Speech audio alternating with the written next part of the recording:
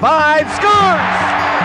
Rick 5. We've decided to get ourselves back in the game again with our podcast. Rick 5, Gary Madden. Probably the craziest story that you're ever going to hear about hockey. We're going to be coming back to you on a regular basis. You are listening to Squid and the Ultimate Leafs Fan. Hello, Canada and hockey fans of the United States and Newfoundland, and an extra big hello to Canadian servicemen overseas. Episode 92 of the Squid and Ultimate Leaf Fan Show. I'm Mike Wilson, the Ultimate Leafs Fan. Joining me as always, my winger, Ricky Squid Vibes. Squid, how are we keeping? Doing okay, Mike. I'm just looking at that picture. I think I ought to grow that beard back.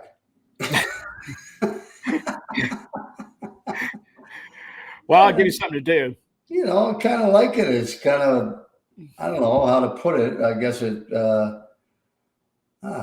it does make me look older, but. Well, I didn't want to say that with those gray feathers that you got. It's not, I'd have a second thought about that, Squid, if I were you. I don't know. Maybe makes me more sophisticated. Yeah, okay. All right. Well, okay. Well, speaking of sophisticated, let's just jump right into it, okay? So let's see how we go here. Listen, our guest today was taken 83rd overall by the Buffalo Sabres in the 1992 amateur draft and would enjoy a 15-year career. Played an aggressive agitator role, amassing over 2,500 penalty minutes over 834 games, but it could also produce, putting up over 300 points. Has continued to work in the media, represents a betting site that you'll see on TV between takes of the commercials and the games. Please welcome Matthew Barnaby. Matt, thanks for joining us today, and how you keeping, man? I'm good, Mike. Thanks for having me on. Squid, pleasure as always. Saw you last week in Toronto for an amazing event for Alzheimer's. It's $1.3 million, and the Squid is always a big part of that, as we know how much he does for the communities. But yes, we are not going to get any maturity or sophistication from this podcast. I can absolutely guarantee it. Well, now, okay, so with the T-shirt, explain to us what you're doing these days, Matt. I work for Bet99, just a Canadian company in the betting world. Obviously, there's not a show you can watch on TV anymore without seeing a betting company put up within 10 minutes, and it is kind of crazy. I've been a bettor my whole life, whether it's cards or whatever it may be. I remember gambling with my mom and my family. As a young kid, just playing like 25-cent poker and going from there, and it's evolved. And probably I like poker a little bit more than I did hockey, or I would have been a better player. But yeah, no, I'm involved with them. They're a great organization, a great company to work for, and really gives me the ability to stay involved in sports, but also something else I love to do. And that's the gambling aspect. I just got back from Vegas last night on the red eye, so it's been a long night. Yeah, those red eyes kind of kick the hell out of you, don't they? Yeah. I'm 49, so it feels like I'm about 105 right now. But yeah, red eyes kill you for a couple days, going both ways. Yeah, no, I've taken a few of those in my day, and although I was much younger, so I was able to get through it. But right about now, at my age, I'm not sure I'd want to do that. Now, Barney, getting back to these betting sites, how do these places that, like, as you mentioned, every commercial, there's another one pops up. I mean, it's hard to keep track of them. I just happened to see yours again last night. Yours comes up a lot. Yeah.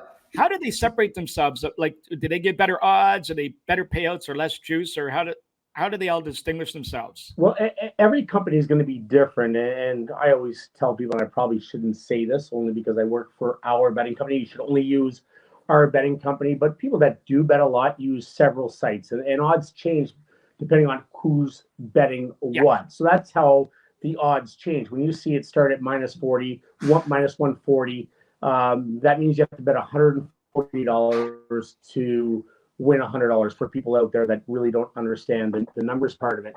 But, people do use different sites. To me, always pick one, and I love ours. I'm biased in a way, but I wouldn't be working for a company that I didn't believe in. And to me, you want to be able to get your money out quick. So if you have money in your account, and you want to take it out the next day or within an hour, find a company that you can do that. And that's the only way I could say without being super biased. To me, that's the most important. Obviously, the odds matter. You don't want to be betting $200 to win $100 when you can bet $140 to win $100. That just doesn't make economical sense. So find a company that you're very satisfied with that always answers your question very quickly. There are a lot of them. I'm biased to our company, but Canada companies in general, we're very lucky. So now for your company, do you actually have to put money in the account before you can bet, or can you run credit? No, you have to put money in. I've never done anything on credit. I don't think you should be betting if you're putting it on credit. If you can afford to pay that bill off, I always say, and we're responsible gambling, that's most important. Listen, we're a business. The house wins on a general basis, and there's a lot of people that make a lot of money gambling. But the house, Vegas wins. They build billion-dollar casinos because they win. So as much as I want to say, everyone's going to win. That's just not the way it is. But is betting on a game on a Tuesday night, Ottawa versus Detroit, when they're both out of the playoffs, a little bit more fun when you have $20 on it? 1,000%. Because I'm not watching that game if I don't have money on it. But again, responsible gambling is paramount, and something that you don't lose more money than you can afford to lose. Well, I can be honest with you. I do not bet on sports. I will play blackjack. I will do those types of things. I will play the slot machines, whatever. I don't bet on sports because they're so unpredictable. And I don't know. It's just me, I guess. But I don't want to put $100 on something that I'm not sure it's going to turn out the way I hope it does.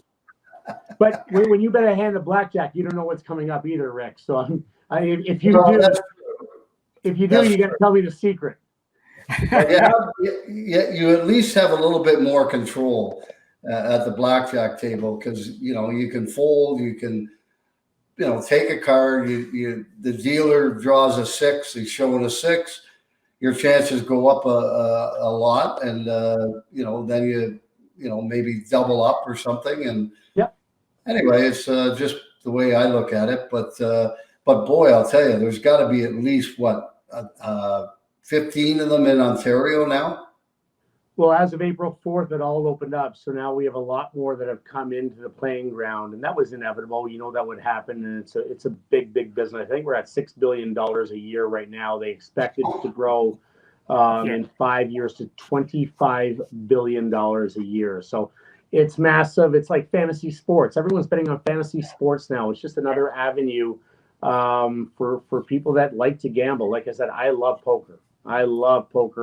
Love betting on sports. Football is my niche. I love college football. I love NFL. I'm a New York Jets fan, and I bet against the New York Jets every week, and it's very profitable. So I made up a T-shirt. Everyone always asks, like, what's your favorite team you played for? Or what's your favorite team? I'm like, the team that covers. Whoever covers the spread and makes me money, that's my favorite team.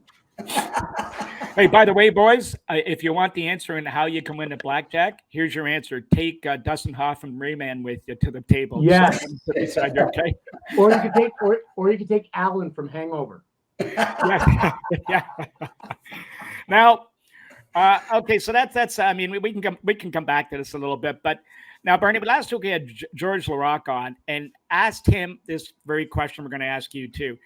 Were you serious about the ECHL comeback you threatened to have on the air with Sean Avery, or was that just trying to stir it up? First of all, I was praying you were going to ask me the question, who has a bigger penis, me or George Larocque? Because I definitely would have taken George on that one. No, I was super serious about it. I was, my son plays in the East Coast. He plays for Fort Wayne. I hate Sean Avery. I've never met Sean Avery. I just know a lot of people that have played with him and know what kind of person he is. So I don't like him. I hate him. I think he's a bad dude. And I was actually laying in bed. It was 10 o'clock at night when Orlando had tweeted out that Sean Avery had signed. And my girlfriend was laying on my chest. And I go, hey, babe, I'm going back to play hockey. And she's like, Wednesday? Like, beer league? I think I'm going back to the East Coast. I just asked to sign with any team in the division that he was in. So I was really prepared. I jumped on the Peloton the next morning at 6 a.m., started riding the bike. I was ready to go. Unfortunately, he couldn't hold up his end of the bargain because I was ready to go, man. I was raring to go, ready to win one fight in my career. But I did have two teams that were very interested. We were very close. But once he was cut, I'm not going to fight a young 25-year-old. I can promise you that. No. And I watched your son play a few games this year, Matthew, and he was coming along pretty good. I thought he played very well. He got hurt though right near the end of the season, right? Yeah, he snapped his ankle and he played through a broken ankle. Obviously, he played against your son, who's a very, very good player, and a dominant player at his size. You don't see skill with that size very often. Watched him many games where they played against each other, but he broke his foot. He played through it for about a month, and then it just became too painful. And we know, like, there's injuries and then there's being hurt.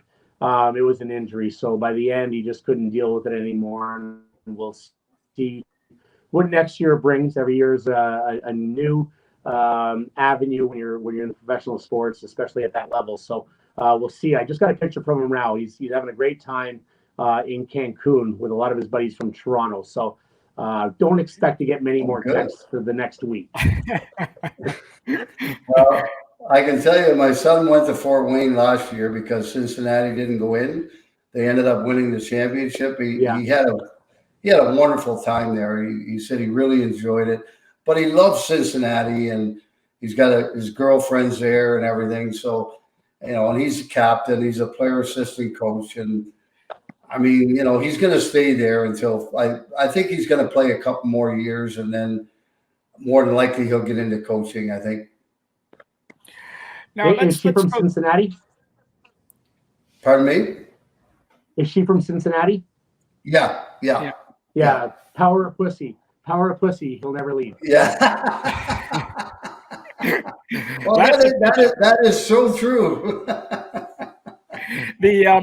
Now let's talk a little bit about you, Barney. Going back, you were born in Ottawa, played junior in the Quebec League. Take us through that period of your life as a youngster and how you ended up in Beauport.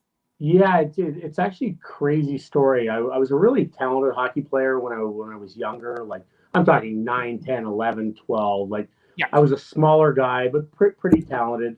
Like all of us, we led anyone that played in the NHL, I guarantee, almost led their team in scoring all the way up. And then I hit 14, and I was super, super small.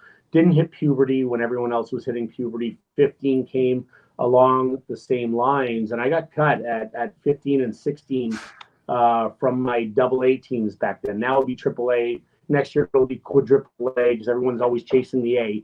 You just got to throw another A on there and charge another $1,000. You can make an organization. But I didn't make AA at the time, so I went down when I crossed over because we had moved to Elmer, just across the border from Ottawa.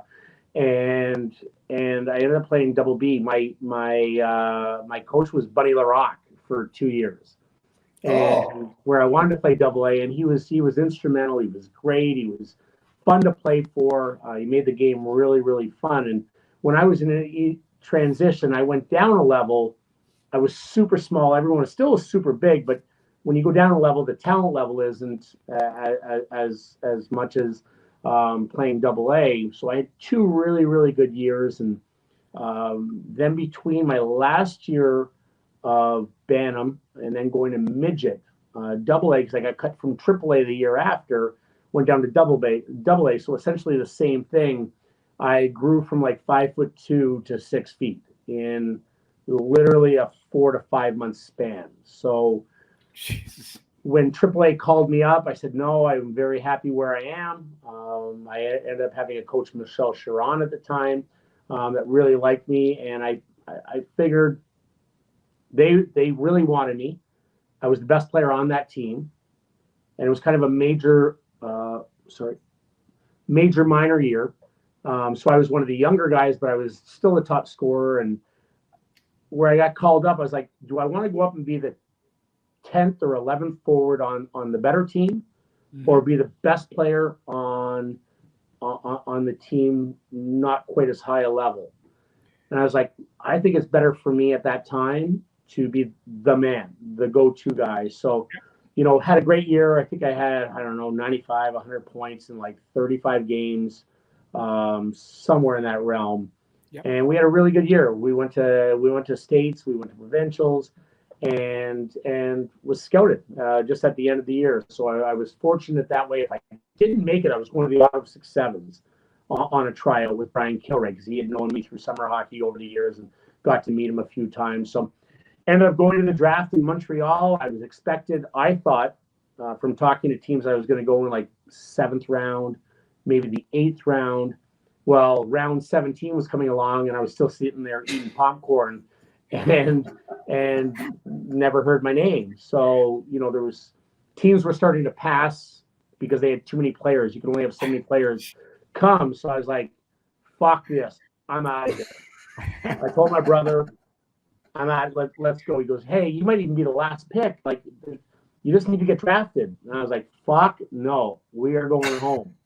So we jump in a car from Montreal back to Gatineau, about 2 hours. And I go to summer hockey practice the next day. I'm dejected, like embarrassed. And they're like, congratulations. I'm like, we didn't have the internet. We didn't have Twitter. We couldn't scroll and say, oh my God, got drafted in the 20th round. But I was drafted last overall in the Quebec League. And I was like, I ran outside right away and got on the payphone. And like, you wouldn't believe it, I got drafted. And they're like, what round? I'm like, last overall, but I don't give a fuck. I'm gonna go make this fucking team. So one thing led to another. Trained hard all summer. I probably don't make the Laval Titans. I probably don't make Verdun, but I went to an expansion team that they didn't pass on anyone because they just needed players at their training camp. And I got a great coach in LA, Shaney, who was a scout for Quebec Nordiques right before that, and took over as head coach. And I was 6 feet, 148 pounds, and fought 13 times in the next 3.5 days, and lost every one of them. And he took me on the team. Well, you were in good company there. You were born in Ottawa. I was born in Ottawa. My father's from Gatineau. I got tons of relatives in Elmer. So I mean, I'm surprised you didn't run into some of my relatives there. Well, is your brother or cousin, is it Jeff Vibe? He's a distant cousin. Okay. I mean, I've never met him or anything, but he's like a third or fourth cousin. Because he played for the 67s, and I lived those 3 years in Elmer. So I was in Elmer, and then I played my last year in Hull before going to Quebec City. So, yeah. Okay. Yeah. Okay, now, Barney, 6 foot, 148 pounds. Your first year with Beauport, you played 52 games, 9 goals, 5 assists, and 14 points, 262 minutes and penalties. Now, your last year when you played in the QAHA, you had 149 minutes and penalties. Did you make a conscious decision that, look, if I'm going to stay here, I got to be noticed, and I'm just going to do whatever it takes and just go after these guys? I mean, that's a lot of fighting. I'd say really we had 2 days of practices before inter-squad games started. And I remember, when you grow that much that quickly, you're still undersized. Even though you're 6 feet, 148 pounds, it's not a lot of power behind your legs. So not at all. I remember calling back after the second day and telling my mom and brother they were going to come up for the weekend. So the camp started, let's say, just on a Wednesday, Thursday. They were going to come up Friday, Saturday, Sunday. And I remember calling home and just saying, hey, don't come up. I'm probably going to be cut. These guys are bigger. They're stronger. I'm 17. These guys are 18, 19, 20. They're just bigger and stronger. I think I'm as good or better than most of the guys, but I just can't do it. And my brother just said to me, he goes, do something to stand out. He didn't say to fight. He didn't say, consciously to go out and do that. I think you'd be an absolute psychopath to tell your brother or child to go out and fight and do that. And I just went on. I was like, I got to do something to stand out here. And I just made a conscious decision the next day. Fuck it. Let's go for it. I've never fought in my life. Mm-hmm. I'm a pretty cocky kid, but let's get at it. So I remember sitting on the bench, and I had my book's coming out in November. And it actually starts. I think the first line in the book is, I'm sitting there on the bench, sweating, because I know what's going to happen next. And I just asked, who was the toughest guy here? And they just pointed to this 20-year-old, Guy Lefebvre, 6'3", 225, giving up almost 100 pounds. And I'm like, fuck it, let's go, man. And I fight him, and he kicks the fuck out of me. And I'm telling you, I don't get a punch in. And I come out of the box, and I fight him again. And I go back in, and I fight him again. And the coach comes up to me and goes, I don't know who the fuck you are. And I'm English. There were like 3 English guys at this whole camp. And he just says, you don't have to fight. He goes, I love it, but you don't have to fight. And I just proceed to fight and fight and fight and fight. And he goes, you're going to be our 21st forward. We're only going to carry 20, but we're going to keep you along. And I didn't play much I had 0 points at Christmas that first year. So I went home and I had however many penalty minutes, whatever it was. Yeah. But I found out really quickly Quebec loves fighting. They like English guys that try to speak French and really just try and endorse it. And women love guys with mullets, no money, and like to drink beer. So I fit in. Well, hey, Barney, it must have worked because in 91-92, now, Squid, I know you scored lots, but this is very, very impressive. 29 goals, 37 assists, 66 points in 63 games, but 476 minutes in penalties. Oh, my God. Barney, they knew who you were, I'm telling you.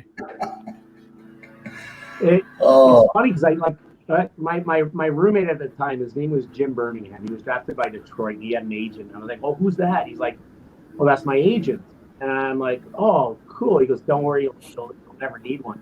I'm like, oh, okay, cool. I was like, all right, I probably won't. Unless I'm getting into like small size porn, there's no way I'm going to need an agent. So didn't have one, didn't need one, whatever it may be. That second year, I put on about 25 pounds. Yeah. And what a difference. The difference between like midget to going to junior to NCAA or whatever it may be to pro. It's all about size and strength. That right, Squid? Like, yeah, you're playing against men. Well, for me, the hardest thing was I found it easier to make the NHL than I did junior, only because of the size and strength. By the time I got to pro, I was a little bit more ready just physically. So when I got to camp that next year, whatever it may be, just felt better, felt stronger, and had a really good camp, was named assistant captain, which was like, to me, just an honor after being, first of all, I was English and a French, more than Montreal. Quebec City is French. And to be named assistant captain at a training camp was something that I relished and I was very proud of. And I didn't think it was going on. I didn't think about the NHL. And it wasn't about till Christmas where the year started off well. I was playing probably third line, maybe second power play minutes, and goals started going in. I was still losing fights, but I was fighting everyone. But I was still losing them. You know, we had Sandy McCarthy, Gino Ojek, Daniel Arsenault. Man, it was a tough. I call it the Wild Wild West. But I had a pretty good year, from 14 points to 66. I was pretty happy, and then, you know, right around Christmas, I saw a list, and my name was on the Central Scouting list. Didn't even know what fucking Central Scouting was. I was like, no clue what we're doing here. And they had me as like a B-lister. I was like, oh, cool. No more than that, and finished off the year. And like I said, the draft came. I was very fortunate. Yeah, you're right though. It's quite an adjustment. I remember going to Sherbrooke. I think it was 6 foot. I think it was about 160 pounds. You know, which is, I mean, tall but kind of skinny and whatever. And I think by the time I went to Birmingham, I was about 185, and then a couple of years later, playing in the NHL, I was 210. Yeah. So I mean, it's funny when you're 17 to when you're 22 is a big, big difference. Don't judge kids too early. No, exactly. Yeah, absolutely. So, Barney, talk about your draft year. When you found out you finally did get drafted by the Sabres, how'd that day all go down? it was pretty cool. It was in Montreal, so I was a Quebec leaguer, right, and brought all my family and friends down, and just remember being at the draft, and I talked to a lot of teams at the time, and they were all cool. They just didn't think I could do it at the next level because of my size. Would I be willing to fight Bob Probert or any of the big guys at the time? Would I be willing, or because there's a lot of guys who can do it in junior and then they go to the NHL and they're like, these guys are real men now, like real men, and it's scary, and people, it's not pretend. They try to break your face. Like that's the goal when you fight, is to beat the other guy up as much as you can. So I just remember my interview with John Muckler and a couple of scouts, and I was sitting around a board table, and I think I was rated in the third round, but could have went anywhere from the second to maybe the sixth, and anywhere in that range. I think there was 12 rounds back then, but I remember having my meeting with them, and they're like, "Hey, we really like you." Larry Carrier was the guy that scouted me. Yeah. And brought me in for the meeting. And Larry, followed me around, and we had our conversations, and he was always great and just a really nice man. But I remember John Muckler saying, "Larry loves you, thinks you can play in the league. Says you're a different bird." And I'm like, different in like which way? He's like, he just says you're different. You're willing to do anything. And he's like, "Okay, got a question for you. Saturday night, hockey night in Canada. Bob Probert wants to fight you at 8:08. What do you say?" And I'm like, "Well, it's pretty easy." He's like, "What do you mean?" I'm like, "I would have already asked Bob to fight at 8:03. Larry Carrier looks at him and goes, "I fucking told you he's a different bird." And he goes, "If you're there where we have you ranked, no promises, but if we have you there where we have you ranked, you will be a Buffalo Sabre." Now, I didn't know if that was second round. I didn't know if it was the 12th round. I had no clue, but that was our conversation. And it's funny thing, at the draft, Quebec Nordiques, I had talked to a lot. And I'm sitting in the stand with my families, and, it's Montreal. It's the Forum. And you're so excited. Quebec Nordiques, I think, drafted maybe 76th or 79th. Can't remember exactly, but they go Quebec Nordiques draft from the Beauport Harfangs, and I stand up and I hug my mom, and they're like, "Ian McIntyre," and I'm like, "Okay, wrong guy." Shit. Ian was a better junior player than me. He was a year younger, and he was way tougher than me. They should have taken Ian McIntyre at the time, because I thought he was going to be a for sure pro. But a few picks later, Buffalo picked me, and it was unbelievable. So I don't know how many people we've had, 90 people on this podcast. Every single person was at the Forum or somewhere else for their draft. Yeah. Mine was in August, and it was a goddamn phone draft.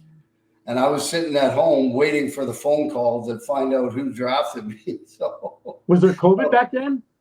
No, it was a merger year between the WHA and the NHL.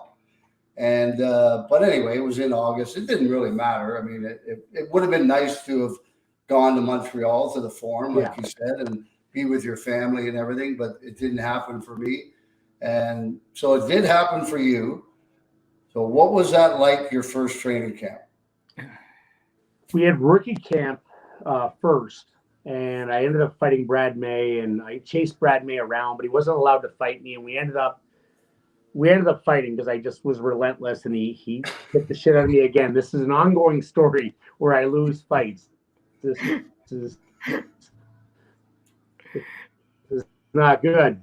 But, we leave there, and Brad's one of my friends, absolutely love him. He's just having an expectation. Now, I'm only 165, 168 when I go to my first training camp, and my nickname in junior was Killer. Not a clue why. When you go 7 wins, 300 losses in fights. The year after my 448, I had 476 with 111 points. Like, anyone asks me, like, statistically, what's your best year? I'm like, my last year junior, 111 points with almost 500 minutes in penalties. That's my year statistically that I look at. But I get to training camp, and my nickname's Killer. So we had a dinner at the Knox family golf place, Craigburn in Buffalo. Yeah. You know very well.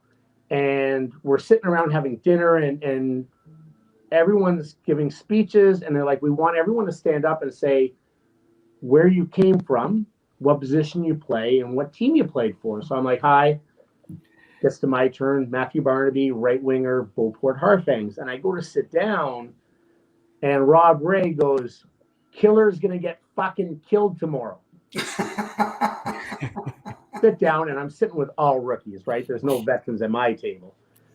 And all the guys are like, oh my God, you are fucking dead.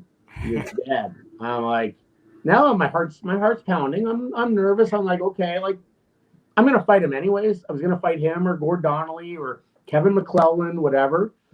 So I'm like, who do we play first? And I look at the thing, it's Kevin McClellan. So I'm like, okay. So I fight Kevin McClellan first. Whatever. I lose. Not too badly. Get in the next game, fight whoever, fight another guy, lose, not too badly. So now I'm chasing Rob all over the ice. And he's like, you want to go? And we fight, and he beats me up bad. Like, beats me up bad. Go to the box, but training camp back then, there was no refs really. Like, there was refs, but there was no real refs. So you go in the box, go back to your bench, come back out, and I track him down again. I'm like, let's go again. We fight. Gives it to me pretty good, but not as bad as the first one. Get back to the bench, come right out of the bench, and I chase him, and I two-hand him right across the back of the legs. I go, let's fucking go again. He goes, there's something fucking wrong with you. I go, let's fucking go. This time I actually do pretty well. Still lose.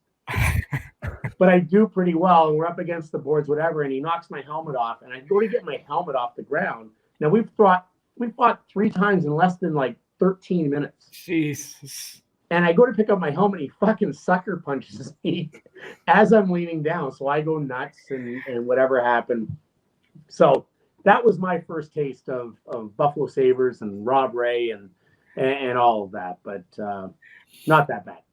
What were the guys saying to you through camp coming out of that? Like, you must have had everybody's attention. And by the way, those numbers I was going to bring up, Barney, your last year, that was in 65 games. You put up those 111 points and almost 500 minutes in penalties. That was very, very impressive on 3 teams. Yeah, I missed the first couple games because I was in Buffalo for the start of camp. And then I had like a 4 or 5 game suspension. I tried to break a guy's arm in the penalty box. He came over, and he came in the penalty box, and we were fighting in the penalty box. I was trying to close the door on his arm. So it got a little away from me, but it was, Quebec League was crazy, man. We were the original canopy. So now every team has a canopy when they come out, so they don't get beer doused on them. That when I tell you Beauport was the craziest fucking place I've ever been and seen, like, it was insanity. Now, I got to tell you, it was pretty crazy when I played in Sherbrooke. I mean, we played Laval 2 years in a row in the first round of the playoffs. We had bench clearing, they weren't bench clearing. They were in the warm-up. Everybody in the warm-up started fighting. And I remember Jimmy Mann standing on the bench, and he had someone by the sweater who was on the ice, and he had his skates on the bench. So he had good footing, and he was just pounding this guy. I'm looking. I got a hold of a guy, and he's got a hold of me, and we're looking at that, and we're going, holy shit. my first half a year, Ricky, I'm glad you brought that up. My first year there, my first 10 games, we had like 7 bench brawls in warm-up. They stopped it. We would get 15 minutes of warm-up. The other team would get 15 minutes of warm-up for the next 30 that's right, games. yeah. Because there was too many brawls. If you went near a red line, you were getting two-handed or clotheslined. One or the other.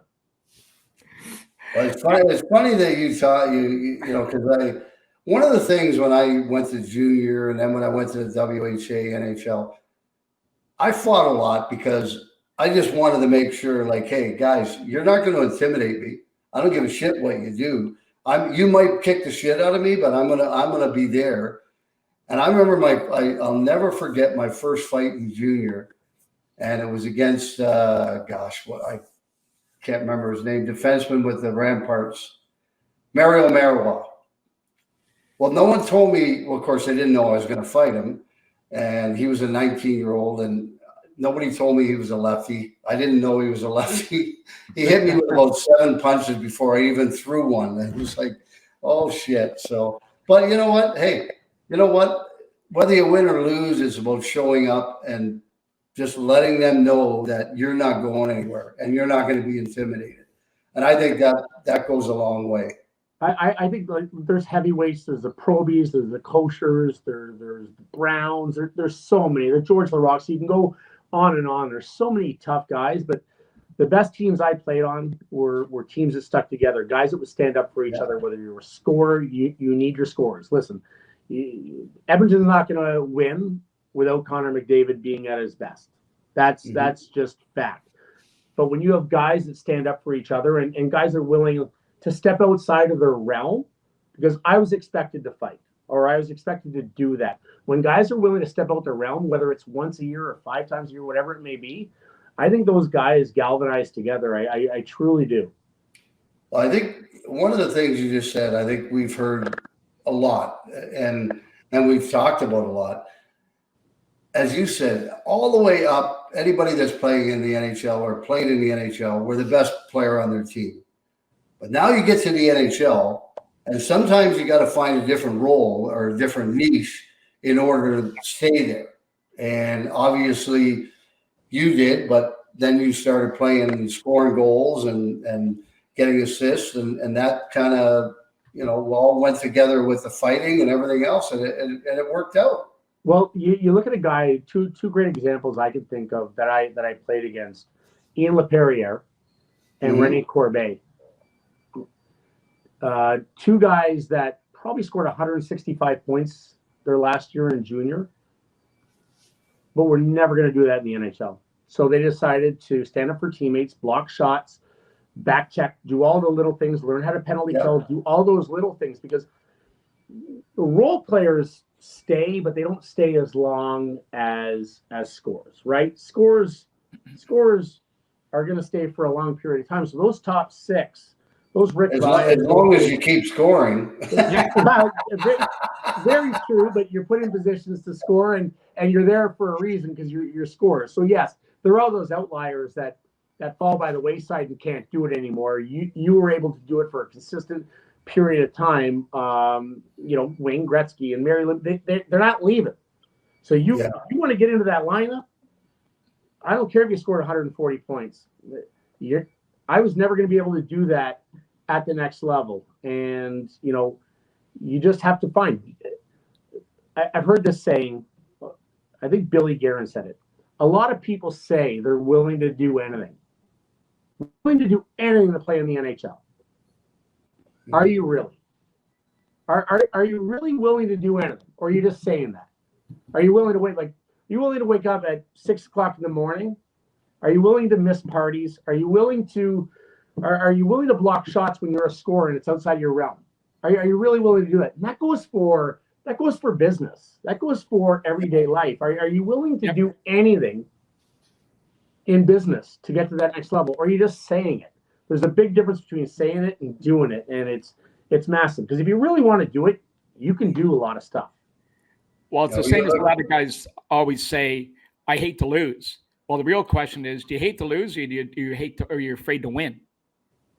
Yeah, well, I mean, you look at the playoffs, and over the years, there's been a lot of role players that have, played 15, 18, 20 years because they were good at what they did. They found a way to be that third or fourth line guy and block shots and kill penalties and fight, or whatever the case might be. And you look at Tampa right now, look at some of the unsung heroes on that team. Colton,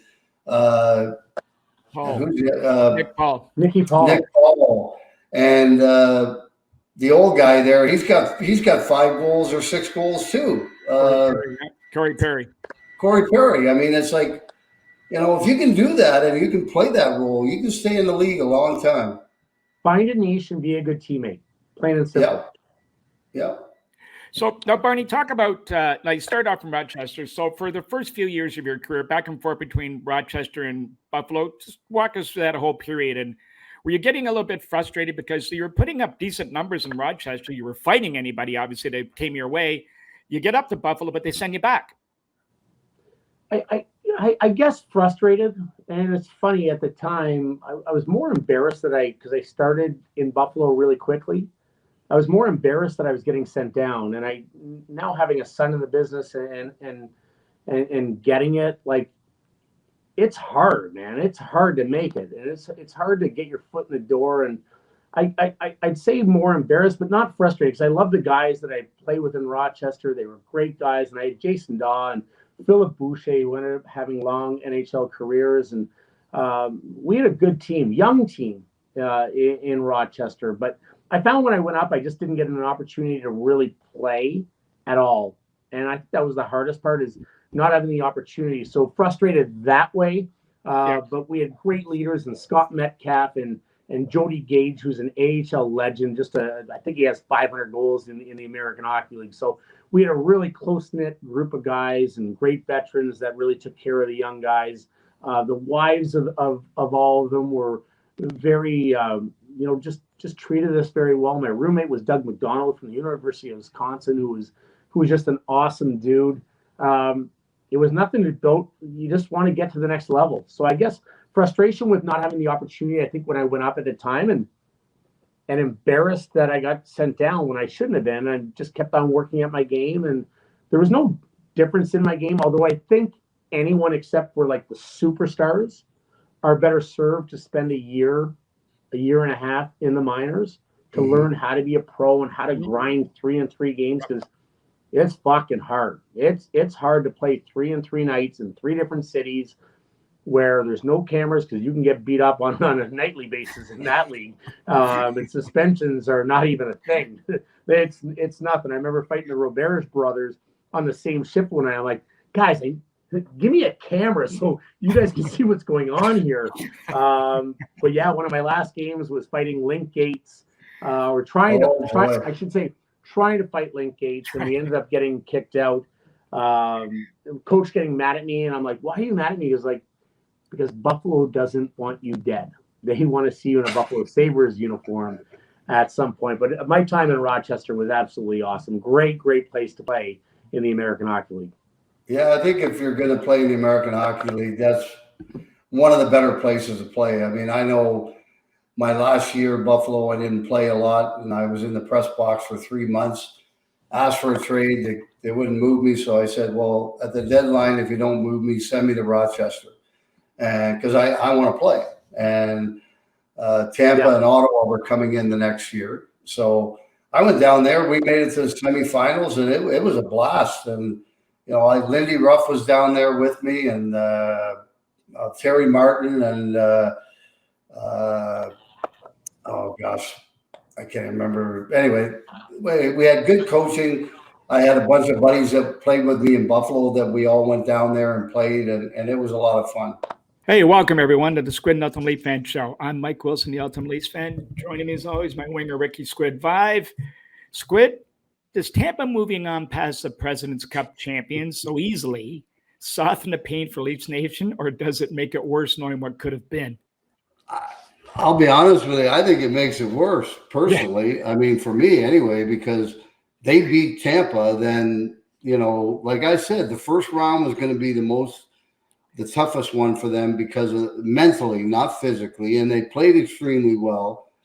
But, I mean, you got to look at Tampa and the way they defend and how many shots they block. And the ones they don't block, they got a brick wall back there. So that is absolutely for sure. So, I mean, before we get into that a little bit deeper, any surprises in the playoffs in your eyes so far? I'm surprised that Tampa beat Florida so easily. I really am. I mean, I thought that was going to go 7 games, maybe 6 or 7. At the start, St. Louis, Colorado, I thought was a little bit, but Colorado's taken over and they're up 3-1 with a chance to win. I think tonight, they play. Yes. And I am a little surprised that Edmonton's up 3-1 on Calgary as well. I thought Calgary was going to be a bigger opponent for Edmonton, but when you got Kane scoring the way he is and Draisaitl and McDavid playing the way they are, I mean, how the heck are you going to stop those guys? Yeah, it is pretty tough. Well, I'm kind of in agreement with you on some of your calls there too. The Battle of Alberta has been good, but it hasn't been great. The most exciting aspect of the series, I think, is the unpredictability of the goaltending because, well, you saw last night that shot with Smith, 140 feet and goes in it. I mean, every shot has got a chance to go in the net, so it's just like a beer league game. So, who knows? That one really kind of surprised me a little bit. Carolina can't win on the road. No, that series looks like just awful. I mean, it's boring as all get out. And outside of Trouba, again, he's always seemed to be in center. He's taking a run at Max Domi last night. I didn't watch it at that point. I had watched it before that. I think I turned it off just before that happened. But, I mean, did he even get a penalty? Because I didn't see it. I just saw the highlight this morning. I saw the replay, and that certainly looked to me like he hit him in the head first. Well, remember, he two-handed the guy across the back of legs the previous game and then got ragdolled, which was a stupid play in Domi's part going after a guy when there was no time in the clock. Remember, he slashed him across the back of the legs? Yeah. So it's just stupid. So maybe that was a little payback. Colorado, though, as we keep talking about these teams, they look like they have another gear, which is kind of scary. I was a little surprised with you, like Florida, the quiet exit. In a way, it's not surprising because during the regular season, you may be able to spot teams a few goals, but in the playoffs, when you're playing against especially a goal like Vasilevsky, you can't get away with trying to outscore other teams like they're trying to do. And I think they got a little whack from Tampa in a real hard way. So I think they're going to have some soul searching in the offseason themselves. Yeah, and they're going to have to make a few little adjustments, I would think. I mean, because they got to be right up against the cap or maybe over it in the playoff. So what are they going to do from here? And I don't know. I thought, but I mean, Tampa played so well. I mean, like I said, defensively, I mean, Florida couldn't get any shots from in the slot area or anything like that. They had a few. And the ones they did have, Vasilevsky stood tall and stopped them. Other than that, they had, I think Tampa in one game had 50-some blocked shots. I mean, it's just crazy. Well, they look like New Jersey back in the day with just boring checking type hockey. But the Stars not real. I mean, Kucherov's played well, but not standing out and leaning on their goalie. In the old days, it was Martin Brodeur. In this case, it's Vasilevsky. I mean, they're winning, which is scary, and not dominating. Yeah, but you know what? When you pick that trophy over above your shoulders at the end of the year, who gives a damn? No, you're 100. That's the scary part. That if they got anything left in them, I mean, just imagine. So them in Colorado look like they're on a sort of a collision course for them to meet in the final. Looks like I can't see Calgary, Edmonton with that type of goaltending they have going any further past this round once they get through. Yeah, I mean, I can't imagine that, unless what's the guy's name in Calgary, the goalie? He had a terrific season. Markstrom. Yeah, Markstrom, and unless he gets it turned around, Calgary's not going anywhere. And Edmonton with Smith in there, I mean, it's iffy. It's like, okay, well, let's roll the dice and see what the heck happens here. Yeah, it's kind of interesting. So it's moving along here. So the big question everybody has in their minds now we got to talk about our guys. Well, before you do that, the other thing I wanted to say was Tampa. When you think of Perry and Colton have 5 goals apiece in the playoffs, I mean, when your fourth line guys are scoring 5 goals in the playoffs, then that means your team's going to have a pretty good chance to win. And there's games you didn't even know if Steven Stamkos and Nikita Kucherov were even playing. Yeah, exactly. And they're still winning. Yeah. And by the way, without Brandon Point as well, also. Yeah. Oh, I didn't even. Yeah, I forgot all about that. Imagine if they had him. I mean, wow. Anyway, it's like it's just they just look like like they're coached to win in the playoffs, and that's the way they play. They block shots. They take away the whole middle of the ice in front of the net. And like I said, anything that does get through, well, Vasilevsky's there to stop it. It seems anyway. Well, and the thing, Squid, also about this is the experience you always talk about, and I mean, you can relate to this, is the fact that these guys, they just look relaxed. Like there's no panic in their game. And they're just saying, bring it on to us. You want to take 50 shots? Go ahead. But you're going to be taking them off from the perimeter. And they just look so relaxed. It's almost like a midseason game against a bottom place team, the way they're playing. And it's to your point, the coaching and the way they're structured, they're ready any way you want to play. You want to physical it up, they will. You want to get into a little bit of a horse race, you can do that too. You want to play like this, we can play this way too. And they just sit back and capitalize on the mistakes with guys like you mentioned, like Paul, Colton, Perry, even look at the big, what's his face? Lardass there got one the other night. Maroon?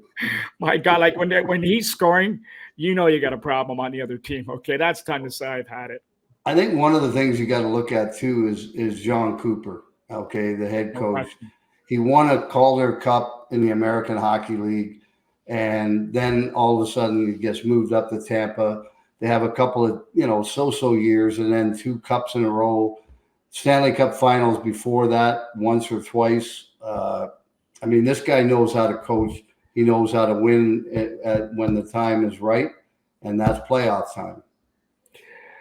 Well, it's sure coming true. Well, speaking of which, as we mentioned at the beginning of the show, I'll throw this one at you here. The 3 most pressing needs in your view for the Maple Leafs in the offseason.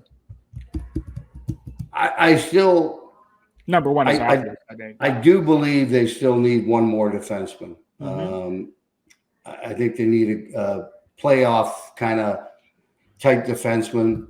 And I think, depending on what happens with their free agents, as we talked about, they have, 6 unrestricted and 4 restricted. Yes. I think they need to get Campbell signed because there's no one out there that's better than him right now that they can go and sign. And I think they need to shore up their fourth line a little bit more with guys that can play a little physical, but also contribute with some goals and assists and those types of things. Because when you look at Tampa, their fourth line is producing. Their third line is producing. And I think, I wouldn't make any changes whatsoever to any of the staff because I thought they did a wonderful job last year. Yep. The team had a fantastic regular season. They played well in the playoffs.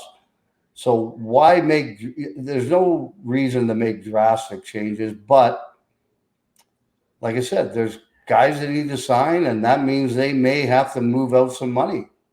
Well, here's the way I look at it. Easy one, I think, is Jack Campbell. They got to sign a goal. They need a goalie, and he's the best one, I think, available for the price that he's going to come in at. Even Darcy Kemper, who's somebody – they don't even rank him as one of the top key players in Colorado for them to advance. And usually your goal is what wins for you in the Stanley Cup Finals.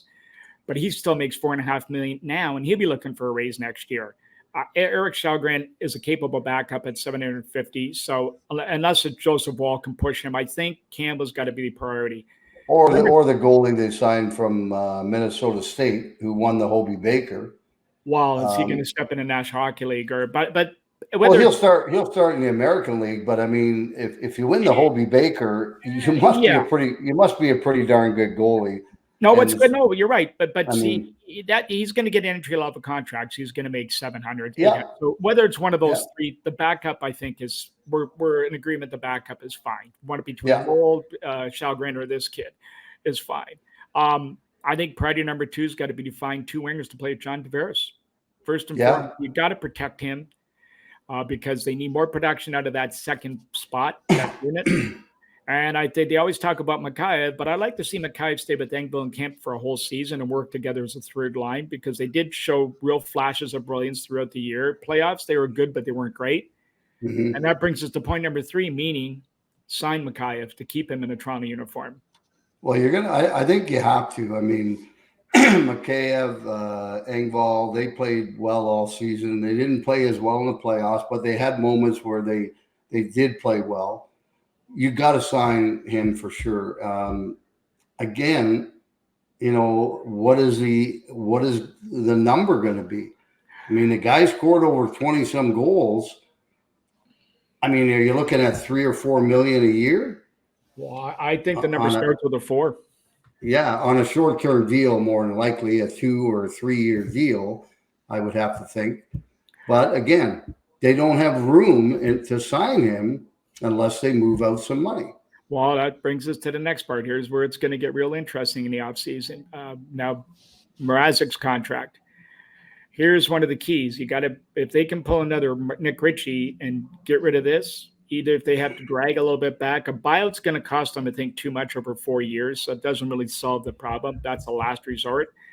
But what would it be? About $1 million? $1.3 million this year, I believe, is the number, and 800 and change next year, then $1.1 million, $1.2 million the 2 following years after. Okay. But if you did a deal where you would move him out as part of a package and retain $1 million, it's a one and done, and you're finished. And then he moves on to the next team. So that could be, or over 2 years if you want to do it that way, if you really got aggressive with somebody. But I think the finagling's got to start at that end to free up some space. So who the obvious targets? This is what you got to deal with here now. The guy with he can be very difficult to move, though, Mike. Well, you got to. This is where you're going to have to give something. $3.5 million. He was injured pretty much the whole season, and I'm with you. They're going to have to give. They're going to have to give something up to They're going to have to pay somebody to take it. Or you're going to have to throw in another decent player with him for somebody to bite on that. Oh, absolutely, no question. Yeah. So let's go through some of the targets they're going to be thrown out there. I mean, William Nylander's obviously one that everybody's always talking about. The other one I would say is Alex Kerfoot, unfortunately. Justin Hall is one name that gets thrown around because he makes $2 million. And you know what? I'll throw Jake Muzzin in that pile because he's injury prone. He floats substantially, and you can see it in his game. And now with Giordano, who's great value at $800,000, any more than that, I think would have been overpaying, to be quite frank, because he is slowing down, and he was slow, and he was struggling in his own end in the playoffs when Tampa was pressing him. And over an 82-game schedule, taking that, unless they're going to do load management with him, which I doubt he would allow them to do that, because he's one of those guys who wants to play like Spezza every day. You're going to have to give up somebody that you don't want to. And Lyubushkin, I think, for the right price, brings the edge sorely needed, filling a little of what Muzzin brings with his aggressiveness, the way he takes the body. Yeah, I would agree with you on that. And I mean, like I don't know. Personally, I mean, if you could bundle those 4 or 5 guys you mentioned together and get one team to take them for one defenseman and a prospect and a draft pick. I mean, and then maybe you have to keep some of the money and say we'll pay whatever. I don't know. I don't know exactly how they're going to pull it off, but I just don't see anybody taking Muzzin at $5.5 million. There's going to have to be, unless it's just, again, you've got to give something up for him if they want to do that to make room on that end, because somebody good is going to have to go. There's just that's the thing. The thing that really sucks about the National Hockey League right now is you build a great team, you draft well, you sign some free agents, you trade for good players, and then all of a sudden you have a good year, and then you're going to have to lose a few players. And if you look at the Stanley Cup champs for the last however many years, Chicago, they had to get rid of Ladd, Bufflin, and Saad all in 1 year after they won a cup. And then last year, Tampa lost Gord, Coleman, and Goudreau, which was the best third line probably in the National Hockey League. So it kind of, I just think I would really love the National Hockey League to look at some kind of franchise player tag or something, but it has to be someone that you drafted and developed that you put that tag on, and maybe 25% of his cap counts or something like that. I think that would keep teams from losing, some of their better players that they need when they do get good. Yeah, you're right. Well, listen, the Leafs aren't alone in this, by the way. There's probably like Claude Giroux, Flip Forsberg. You're going to be I've heard Nazem Kadri not even going to try and sign him because they can't. They have no room for him. I mean, look at somebody like Evander Kane. He's going to walk out of Edmonton. They can't afford to keep him because he's going to get a big raise after what he's just been doing in the playoffs. Everybody's in the same boat. Even Darcy Kemper, like in Colorado, they got to try and keep him somehow. So everybody's in the same boat. And to your point, that is something that, I think is definitely worth discussion at the National Hockey League level. Definitely. I think it is because, you're looking at probably 8 to 10 teams in the National Hockey League that are very, very good, that are going to lose good players this offseason. Absolutely. No and a lot of those are guys that you drafted and developed and to become a good team.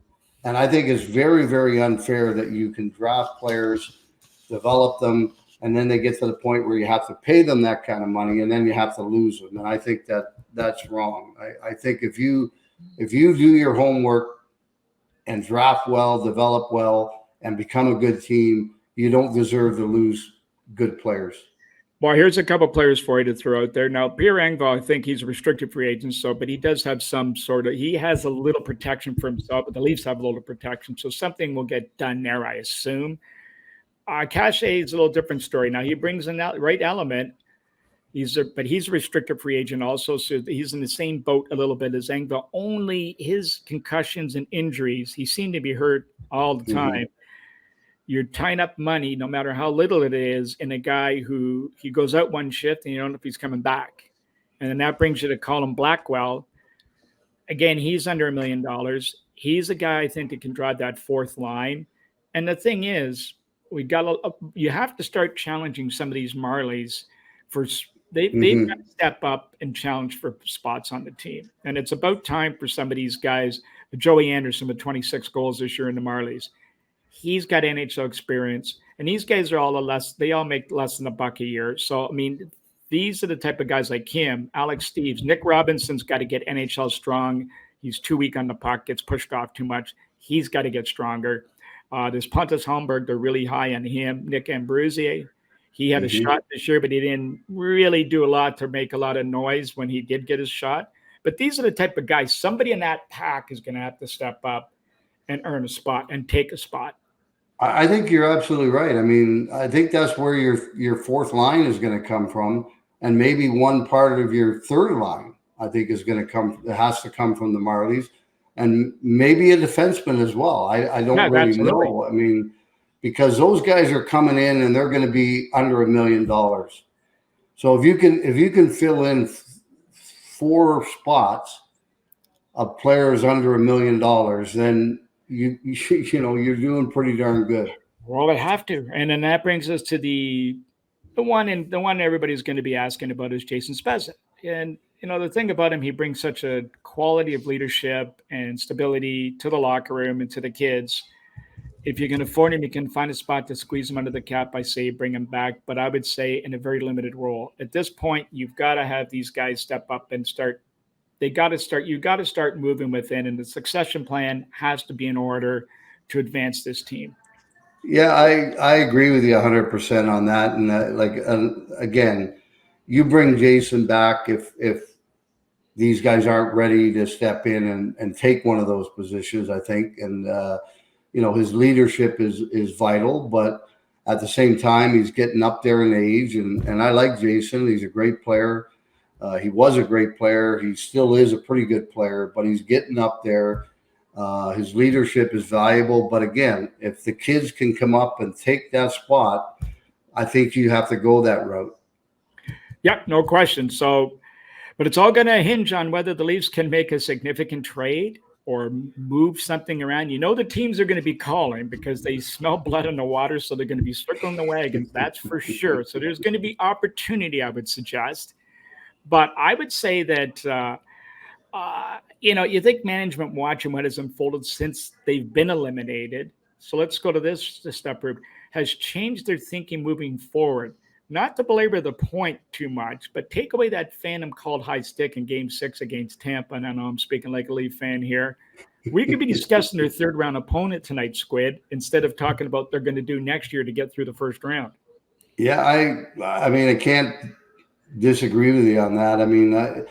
And again, I think I said it before, but that high stick against Pittsburgh, they went to the box and they reviewed it.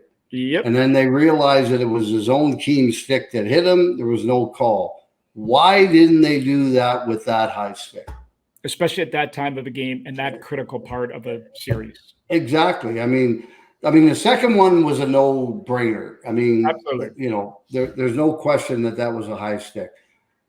But that first one, even in regular speed, you could tell that it probably didn't hit him, and he sold it pretty good. So why don't you go to the box and get the call right, as everybody keeps saying? Nope. Get the call right. Well, I think, again, unfortunately for us Leaf fans, they're being used as sort of the precedent moving forward, that they're going to use that as the example to check these going on. So anyway, I think that, Mr. Dubas has got some work ahead of him. I don't think they're going to get tricked too hard on this. It's going to be interesting to see how they do this, because it's such a very fine line. It's wafer thin. Mm-hmm. One move one way or the other, because this team is that close and you can smell it. So it's that time of the week again, my friend. The quote of the week. Now, I think the theme should be, just along what we've been talking about, is striving to believe in what you're doing. So how about that? Because that's been the theme the last couple of years as far as they go. They want to stick with the same core and they want to go with what they're going. So you want to go with what you believe in. So it's not quite like Journey, don't stop believing, but maybe it is. Maybe we should be playing that in the background when we're talking here. But there are some tough choices ahead for the Leafs. So this one's for Cal Dubas. So you ready? I'm ready. Successful people have fear. Successful people have doubts. And successful people have worries. They just don't let these feelings stop them. I like that. In fact, I love it, actually, because you're absolutely right. There's no question that, there's fear, anxiety, there's doubts.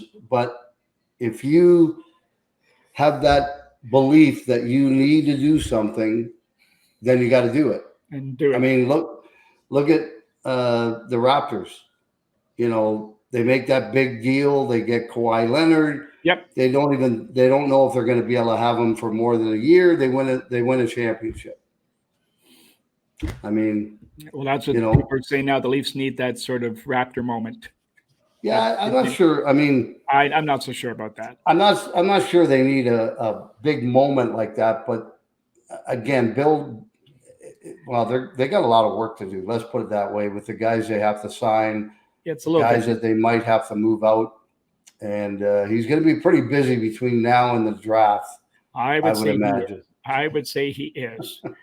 Well, folks, that's it for today. Now, next week, we're going to be moving to a new time slot, Mondays at 6. Since the season's over, we're going to start the beginning of the week and just sort of recap what happens on the weekend and what's moving forward for the Maple Leafs.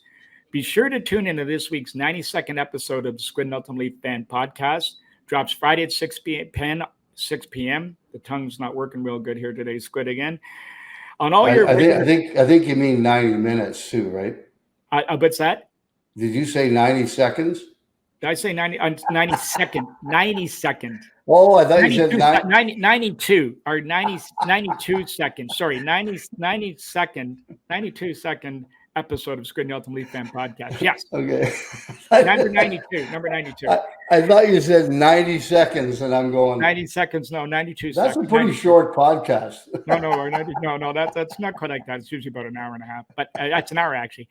It drops Friday at 6 o'clock on all your regular podcast networks, or 365 Sports Network out of New York. We're on that also. Mm-hmm. This week's guest, Matthew Barnaby. Squid, they don't come much further than Barney. Oh boy, I'll tell you, he's honest. He doesn't hold back. He speaks his mind. He always has. He's always been that way. He doesn't care what anybody thinks of him. Yeah, I think that's great. I mean, he had success by being that type of person and player. So if that's successful, you may as well keep it going. Well, and he's writing a book, and if anybody should write a book, and some of the stories he relayed to us, he is a guy definitely should be writing a book, and he is. It comes out in the fall, so we're probably going to get him back on the fall to talk about that. But in the meantime, tune in Friday to listen to him. He's definitely worth listening, folks. He's a very funny guy. So, we just want to say to you guys, thanks again for listening, and we'll talk to you guys on Monday.